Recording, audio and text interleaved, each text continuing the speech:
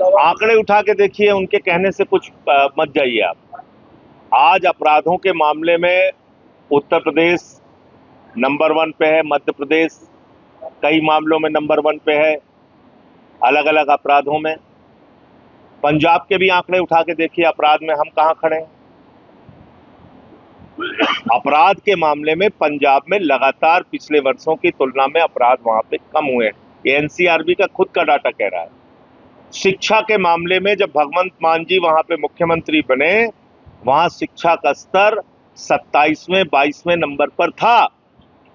और पिछले 4 साढ़े 4 साल में मेहनत करके आम आदमी पार्टी ने शिक्षा में, स्कूली शिक्षा में, सरकारी स्कूल की शिक्षा में पंजाब को नंबर 1 बना दिया देश में। ये हमारी उपलब्धि है। और ये मैं नहीं कह रहा हूं, नीति आयोग कह रहा है। इनकी सरकारी संस्था भी उसको नकार नहीं पा रही है। तो इसलिए खाली आरोप लगाने से कुछ नहीं होता। तो कार्यकाल पूरा उन्होंने पंजाब सरकार में, वहाँ को लेकर कुछ नए नीति निर्देश आपकी पार्टी को?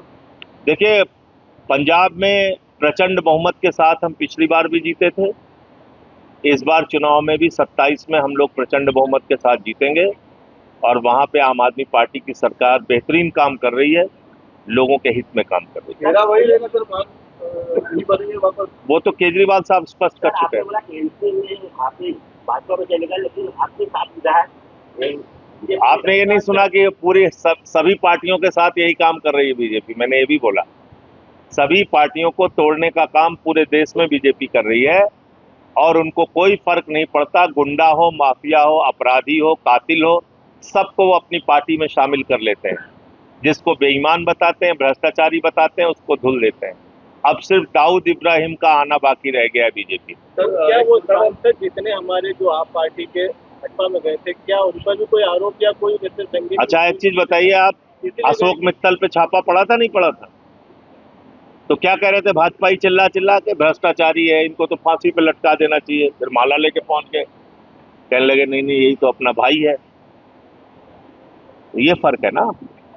मध्य प्रदेश में अभी जो राज्यसभा का जो नामांकन के मामले में जो विवाद चला था, कांग्रेस की मीनाक्षी नटराजन का एक कांग्रेस को किया था, उसके बाद से जो है पूरा हंगामा चल रहा है।